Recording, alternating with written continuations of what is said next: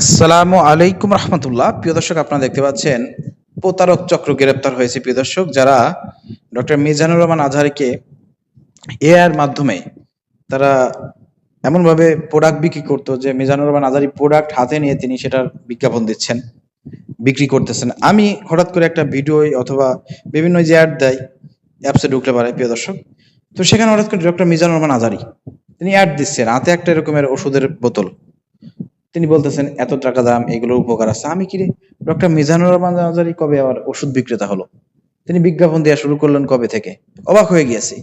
মানে এআই যে এমন একটা অবস্থা হয়ে গেছে প্রিয় দর্শক, এখন আপনি বিভ্রান্ততে পড়ে যাবেন।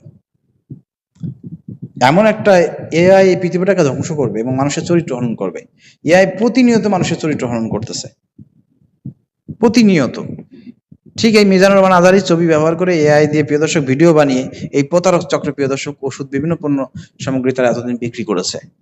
অবশেষে মিজানুর রহমান আজহারী মামলা করেছে, আজকে কিন্তু সাইবার ক্রাইমে সবকটা গ্রেপ্তার হয়েছে 10 জন। আলহামদুলিল্লাহ, এদেরকে কঠিন শাস্তির আওতায় আনা হোক এবং এদের মাধ্যমে আরো যারা এই কাজগুলোর সঙ্গে জড়িত আছে ইনফরমেশন কিন্তু পাওয়া যাবে।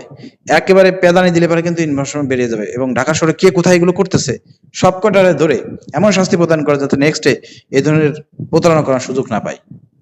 অতএব প্রিয় দর্শক, আপনারা বিভ্রান্ত হবেন না। অনেকেই হয়তো বিভ্রান্ত হয়েছেন, অনেকেই পণ্য কিনে হয়তো ঠকেছেন। মিজানুর রহমান আজহারীর বিভিন্ন রকমের অ্যাড দেখতে পেয়েছেন, এগুলো সম্পূর্ণ বানানো এআই দিয়ে তৈরি। আশা করি আপনারা বুঝতে পেরেছেন। প্রিয় দর্শক, ভিডিওটি শেয়ার করে সবাইকে সচেতন করেন। এই ধরনের কোনো অ্যাড দেখে, এই ধরনের কোনো ভিডিও দেখে যেন কেউ কোনো পণ্য ক্রয় না করে। প্রিয় দর্শক, সবাইকে সচেতন করেন।